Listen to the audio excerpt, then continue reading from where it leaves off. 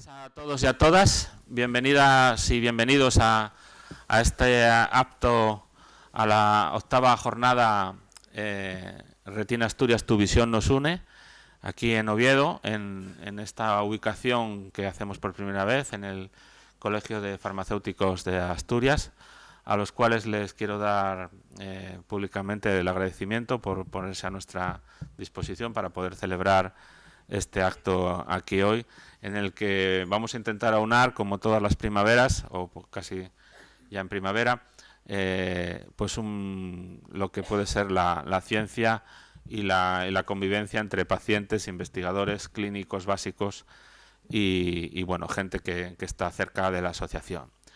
Para mí es todo un placer y un honor poder hoy presentar y disfrutar de los ponentes con los que vamos a contar durante la mañana de hoy.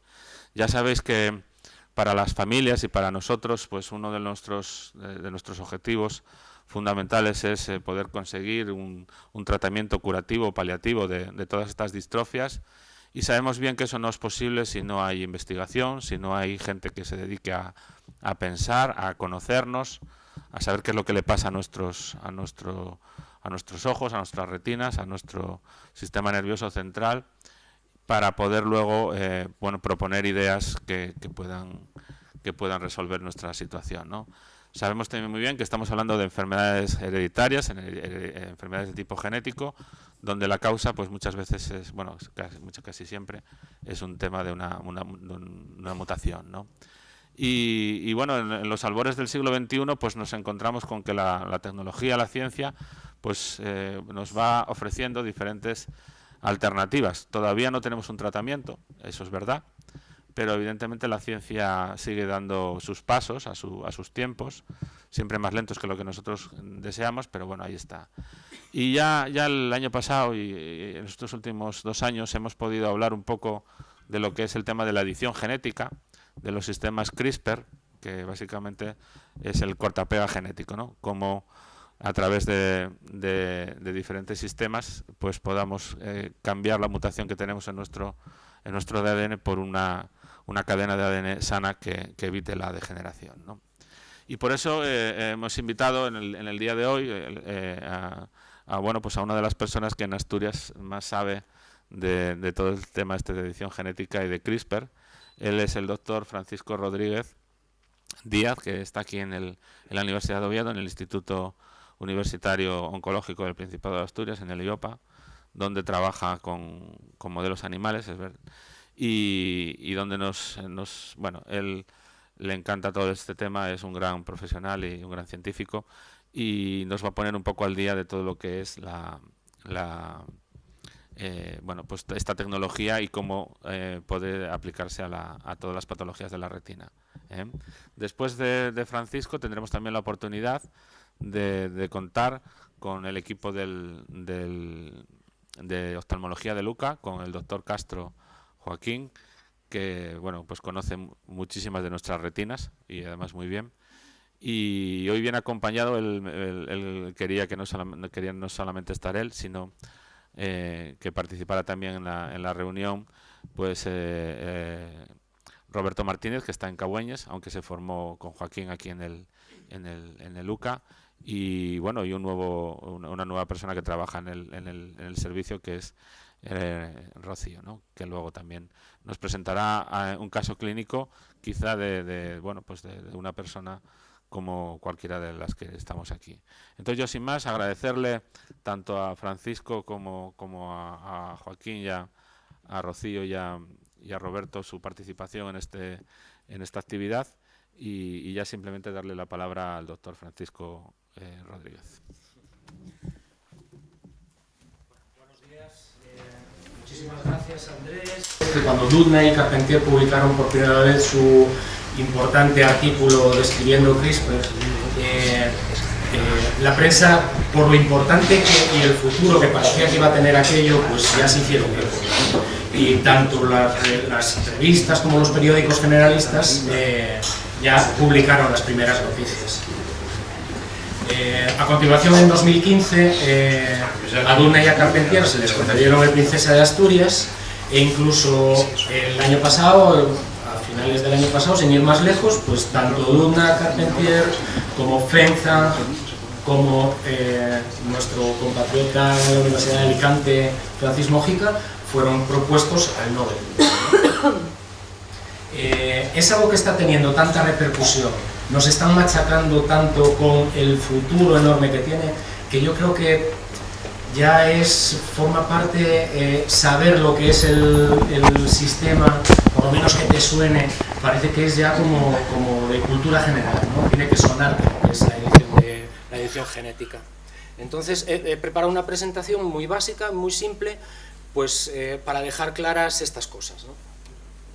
Es tan importante, como os decía, que en la prensa generalista sale en repetidas ocasiones, pero es que además en las revistas científicas rara es la semana que no aparece algún avance, algún descubrimiento, algo nuevo relacionado con CRISPR. Precisamente este artículo es de principios de marzo, del día 8, en donde se describe cómo la generación de un mosquito que mediante CRISPR se le modifica el genoma para que sea inmune a la malaria, ¿vale? Para que no sea poseedor y transmisor del parásito de la malaria. De hecho, el editor de la revista ya está proponiendo que deberíamos ir sustituyendo paulatinamente las poblaciones de mosquito salvaje por este otro modificado genéticamente para eliminar la malaria de una vez por todas, ¿no? Las enfermedades genéticas pues, son la mayoría de las que sufrimos los seres humanos y pueden ser modificaciones debidas a mutaciones tanto de la línea somática como de la línea genética, ¿no? De todo tipo: hemofilia, Huntington, retinitis pigmentosa, la famosa estos días esclerosis lateral amiotrófica. De todos es conocido también que los cromosomas están formados por una enorme molécula de ADN. Esa molécula de ADN tiene estructura de doble hélice y si consiguiésemos aumentar todavía más esa molécula veríamos que es una enorme sucesión de cuatro letras. Las famosas bases nitrogenadas que forman parte del ADN. Esto es lo que algunos han dado en llamar el libro de la vida. Es la información, es la codificación de la información que necesitan las células para funcionar, ¿no? Es un galimatías, es aparentemente ininteligible. Gracias al descubrimiento del código genético, pues sabemos lo que significa esto. Y sabemos además que, como en un texto, esta información se articula en frases que nosotros ahora llamamos genes. Y sabemos incluso que los genes tienen distintas partes. Hay secuencias dentro de los genes que realizan una función muy importante. Los promotores, por un lado, son los verbos de las frases que dicen dónde, cuándo, cómo, de qué manera tiene que expresarse esa información. Están las secuencias codificantes propiamente dichas que contienen la información para generar una proteína, e incluso hay verdaderos signos de puntuación, ¿no? Que dicen dónde acaban los genes. Para seguir investigando sobre la estructura y la función de los genes, debemos tener herramientas que nos permitan, por un lado, encontrar secuencias específicas dentro del genoma, dentro de lo enormemente grande que es el genoma. Y por otro lado, una vez que las hemos encontrado, tenemos que ser capaces de modificarlas a conveniencia, además. Esto es lo que viene a resolver el sistema CRISPR-Cas9, ¿vale? El sistema CRISPR está compuesto por dos componentes: por un lado las secuencias CRISPR y por otro lado las proteínas Cas. Las proteínas Cas es el acrónimo de las nucleasas asociadas a CRISPR, y CRISPR significa repeticiones palindrómicas cortas agrupadas y regularmente interespaciadas.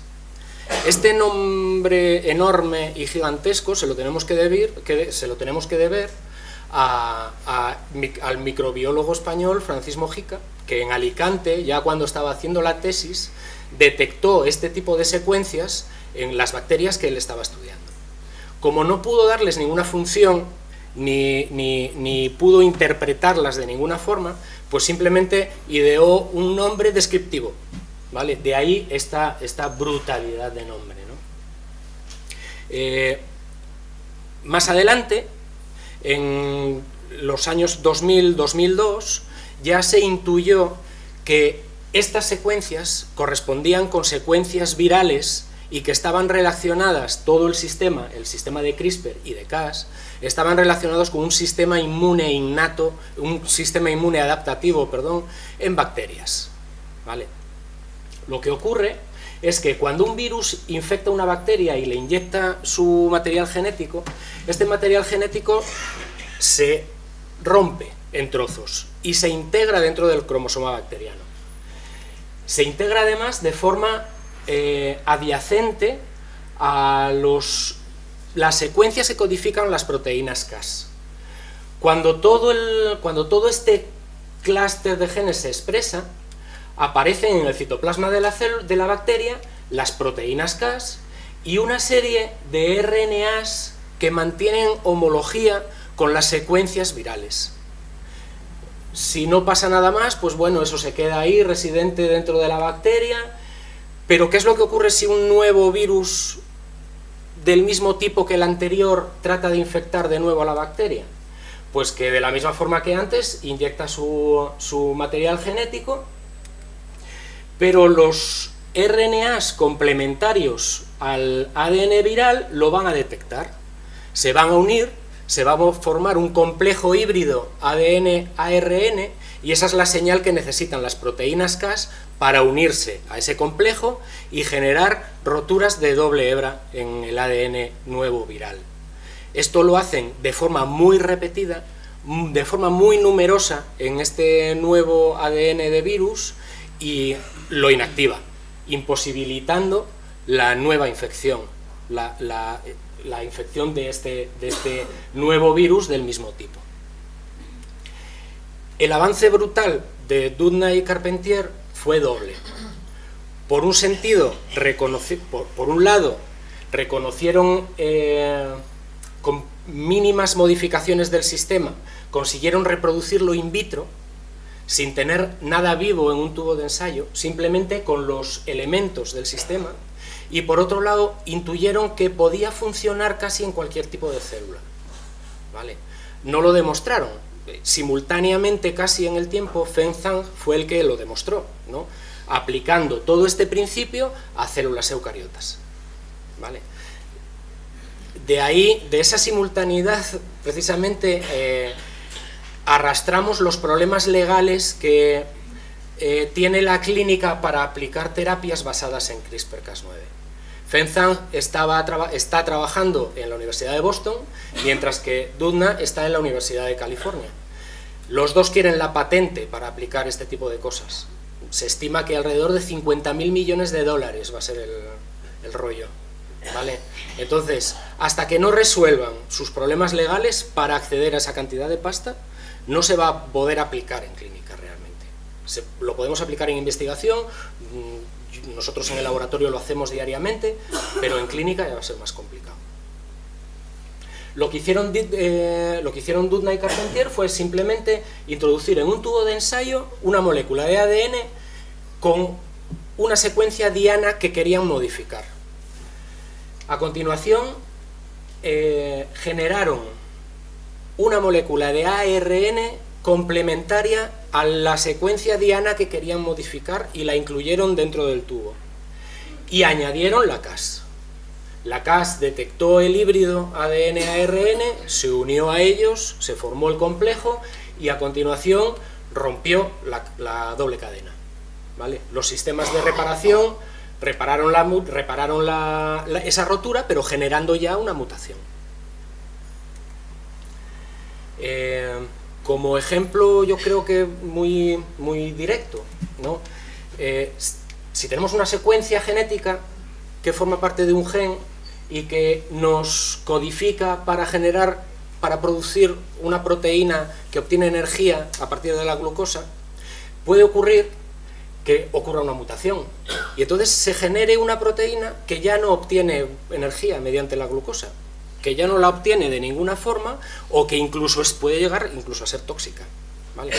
Con estos sistemas de edición genética podemos corregir la mutación y retornar esa mutación a la situación normal. Podemos deleccionarla, quitarla.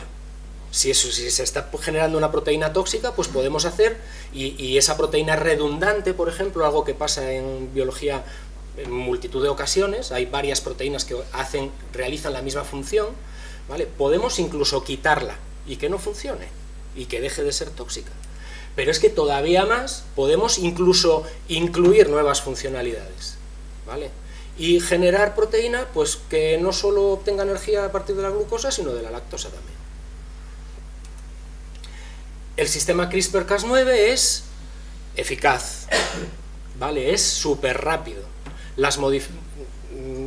Nosotros estábamos generando modificaciones genéticas en animales y podemos tardar un año en generar un ratón con la modificación que nosotros deseamos.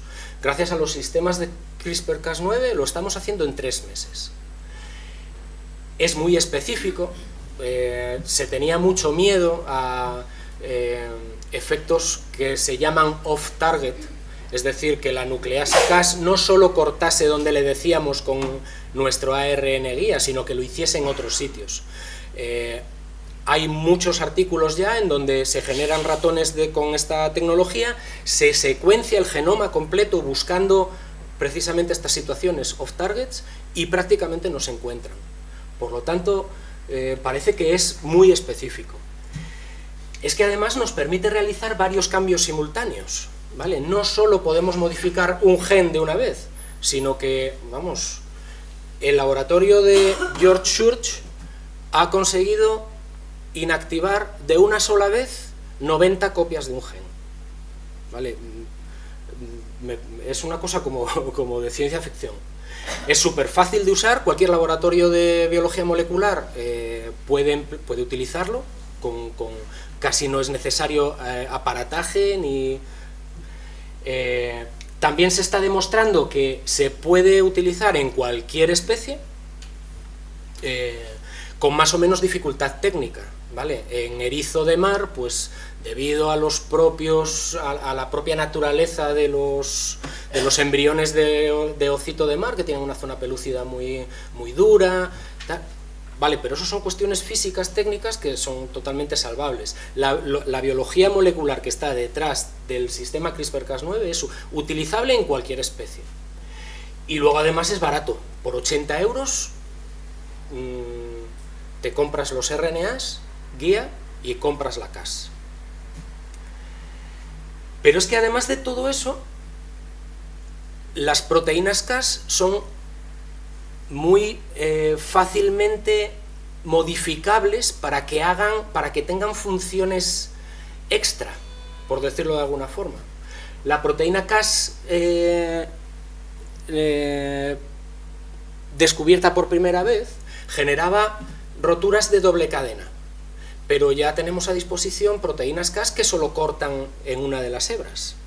Proteínas Cas las llaman death Cas, que no cortan en ninguna de las hebras, simplemente se ponen encima del gen que estás estudiando y o lo inactivan o lo activan. Hay proteínas Cas que están incluso conjugadas con fluorocromos, de tal forma, son unos vídeos impresionantes que podéis consultar en YouTube, en donde marcan la Cas con un fluorocromo, lo introducen en el núcleo de una célula viva y ven cómo tu gen preferido se está moviendo dentro del núcleo de la célula. Son vídeos increíbles. En ese sentido, pues avances que ya son una realidad, pues bueno, todo lo que tiene que ver con transgénesis animal, transgénesis vegetal. Los sistemas CRISPR han revolucionado la generación de organismos modificados genéticamente. Los mosquitos que no transmiten la malaria, por supuesto, y órganos animales seguros para el trasplante. Esto viene por lo que os comentaba del laboratorio de George Church. Este señor, en su laboratorio, lo que han hecho ha sido inactivar la carga viral en cerdos. Eso es el mayor problema que existía ahora mismo para posibilitar los trasplantes de cerdo a humano. No era por un problema de inmunidad entre especies, sino que era por los virus que llevaban asociados los órganos del cerdo a humano. Eso era lo que desencadenaba la respuesta inmune, ¿vale? Bueno, pues este señor está desarrollando cerdos que no van a tener ninguno de estos virus y con lo cual se van a poder utilizar sus órganos para trasplante sin el rechazo.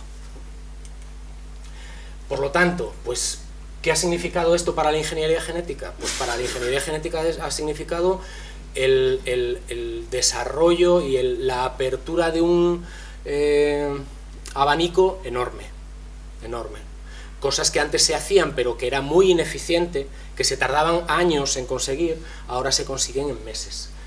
Inactivación de genes virales, el control ecológico de plagas con un mecanismo que se ha dado en llamar Gene Drive, que consigue que no solo puedas realizar una mutación en uno de los alelos, sino que casi espontáneamente en el otro alelo también se produce y se va como transmitiendo, para agricultura y ganadería, evidentemente, y sobre todo en el mundo biosanitario ha supuesto un relanzamiento de algo que hace unos cuantos años tenía muchísimo futuro, pero que fue decayendo por problemas técnicos, que es la terapia génica. Gracias a terapia génica se suponía que íbamos a poder corregir mutaciones en tejidos, en organismos vivos, ¿no? Claro, el problema es que cómo realizar, aunque los vectores que llevaban las herramientas para modificar el genoma a las células en el tejido estaban más o menos desarrollado, lo que no estaba para nada desarrollado era el sistema mismo para realizar esa modificación, esa mutación, ¿vale? CRISPR viene a resolver ese problema. Hay formas de edición súper complicadas y súper complejas, yo desde un punto de vista clínico me parecen difíciles incluso, que suponen, pues, obtener células madre adultas, cultivarlas in vitro, una vez que las tienes en una placa en cultivo, modificarlas y a continuación volver a trasplantarlas al tejido enfermo, intentando que ese nicho sea repoblado con este tipo de células modificadas ya y sanas, ¿no?, entre comillas. Otra forma, todavía más para rizar el rizo, pues obtener ya ni siquiera células del tejido en cuestión, sino células fibroblastos de la piel. Esas células se pueden tratar mediante técnicas de reprogramación y se pueden conseguir un sucedáneo de célula madre, ¿no?, que se llaman células pluripotentes inducidas. Esas células pluripotentes inducidas se pueden ingenierizar de esta forma, curar, quitarles esa mutación no deseada y a continuación, con procesos de diferenciación, producir el tipo celular que necesitas para con un trasplante autólogo volver otra vez a meterlo en el tejido que necesitas y que repueblen exactamente igual que antes, ¿no? Yo creo que esto se está haciendo poco, es muy difícil y acarrea una serie de problemas extra. Pues, por ejemplo, las células madre no puedes controlarlas. Una vez que las vuelves a meter otra vez, lo habitual que hacen este tipo de células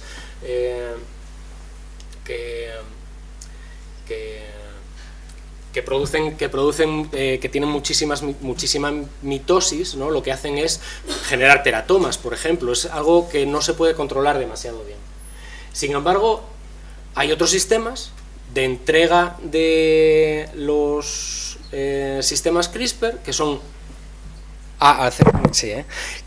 son muchísimo más fáciles de controlar por lo sencillos que son. Simplemente se trata de empaquetar los componentes CRISPR en nanopartículas o en virus, ¿vale? Virus que son muy seguros para hacer este tipo de cosas, ¿vale? Se llaman virus adenoasociados. Y simplemente con una inyección en el sitio que quieres modificar, pues está dando relativamente buenos resultados, ¿vale? De esta forma, de esta última forma, por ejemplo, en modelos animales que simulan enfermedades como la retinitis pigmentosa, el síndrome de Leber, se están consiguiendo revertir en un porcentaje, ¿vale? Esto es un artículo del 2015 y imaginaros, 2017, 2018 que está empezando. Es como exponencial el número de artículos que se están publicando utilizando este tipo de terapias en animales. Y ya por último, quería comentaros solo una cosa. Este señor se llama Pepe Solbes. Pepe Solbes es un enfermo de albinismo oculocutáneo de tipo 1. Su albinismo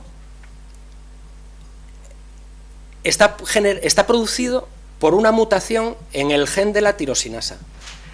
Este señor, su gen de la tirosinasa solo cambia una letra del normal. En vez de tener en una posición de ese gen una C, tiene una A, ¿vale?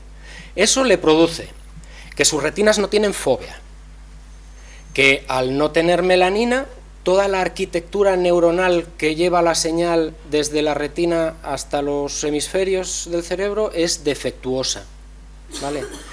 Su agudeza visual está raya la ceguera legal, que es del 10%, ¿no? Del 10%, ¿vale? Tiene como un punto focal como 80 centímetros o 1 metro o una cosa así, ¿vale? Hay un grupo español que ha secuenciado a este señor, ha secuenciado su gen de la tirosinasa, ha detectado su mutación y lo que ha hecho ha sido reproducirla en ratón. De tal forma que los ratones tienen absolutamente el mismo defecto que Pepe. A estos ratones, no solo en enfermedades de la visión, sino en otro tipo de enfermedades, en cáncer cada vez se está haciendo más este tipo de cosas. A estos ratones se los llaman organismos avatar, por la película, ¿vale? Se simula exactamente el mismo problema que tiene Pepe en ratón. Y a continuación, claro, a Pepe no le podemos dar chutes de CRISPR, pero a los ratones, bueno, desgraciadamente sí, ¿vale?